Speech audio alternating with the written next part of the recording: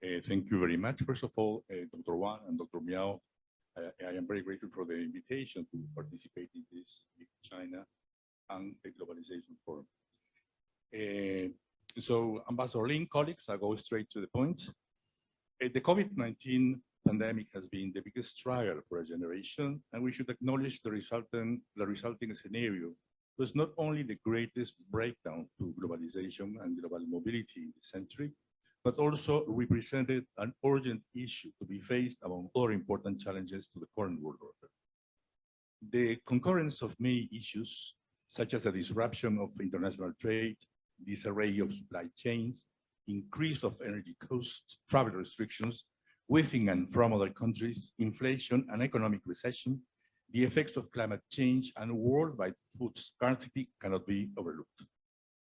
The changes in our societies, the increase of extremism, political discontent, and polarization in many parts of the world are other important factors of turmoil. Many countries judged that the best strategy to tackle these problems are promoting inclusive policies, reconstruction of resilient supply chains, and easing travel restrictions to strengthen trade, investment, and tourism. The leaders nowadays are considering some important questions. Are we approaching the end of globalization as we know it? Is global economic integration going to change the institutions that support it? Can we recover quickly from the economic effects of COVID-19? What approaches will China take in the future?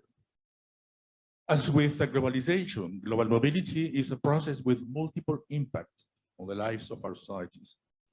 Although the world is living a transitional phase accelerated by the pandemic, we are also witnessing that globalization and economic integration, despite the described difficulties, keep going on.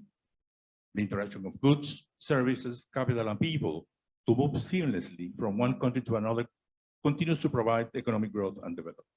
We also see that our supply chains are adapting to the new environment. To recover worldwide and strengthen global economic integration, trade and investment must flow without barriers. People should travel freely again, and our health systems and networks of cooperation must be strengthened to cope with current and new issues. China tackled the pandemic with its own anti-COVID-19 policy approach through intensive use of technology and direct control measures.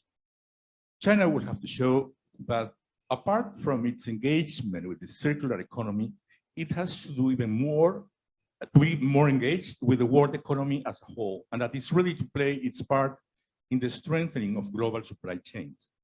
We need to take into account market access priorities in a constructive way and foster economic integration as before.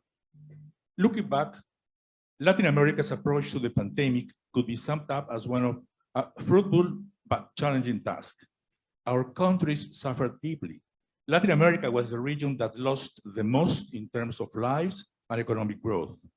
We too adapted ourselves to protect our citizens' health and incomes with fast and innovative measures. Almost all of our countries conducted a very successful vaccination campaigns. Now we are fostering the recovery of our economies by strengthening our supply chains and attracting new and better investments, especially in digital transformation and tourism.